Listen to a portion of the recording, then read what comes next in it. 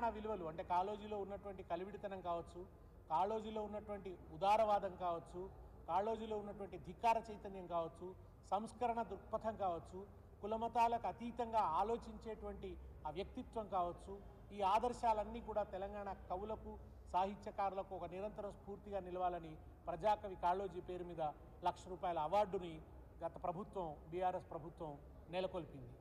అంత మాత్రమే కాదు, ఆరోగ్య యూనివర్సిటీకి హెల్త్ యూనివర్సిటీకి కాళోజీ నారాయణరావు గారి పేరును పెట్టుకోవడం జరిగింది, కాళోజీ విశ్వవిద్యాలయంగా.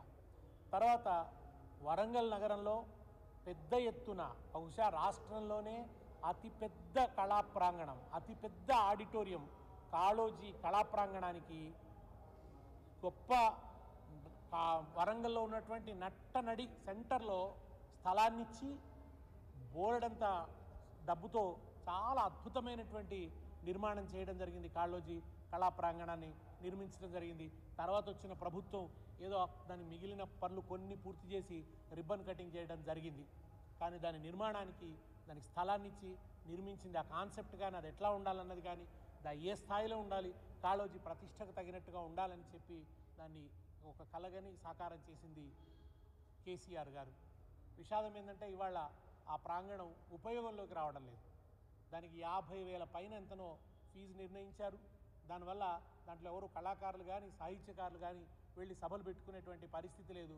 అది పడావుబడి ఉన్నది. ఇవాళ అంత గొప్ప ప్రాంగణం పడావుబడి ఉన్నది ఈ ప్రభుత్వం యొక్క హయాంలో.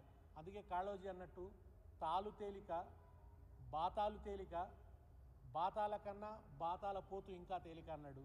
ఇవాళ ఆ బాతాల పోతే ఈ రాష్ట్రాన్ని పరిపాలిస్తున్నాడు కనుక ఆ మాటలు తాలు కన్నా తేలికగా ఉన్నాయి, ఆ ఆచరణలోకి రావటం లేదు.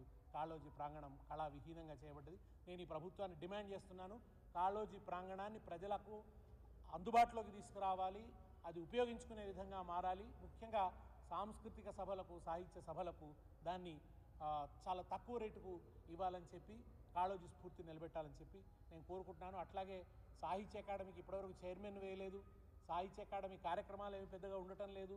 తెలంగాణ కళా సంస్కృతుల పరిరక్షణ కోసం ఒక ప్రత్యేకమైన కార్యాచరణను ప్రకటించాలని చెప్పి కూడా నేను డిమాండ్ చేస్తున్నాను.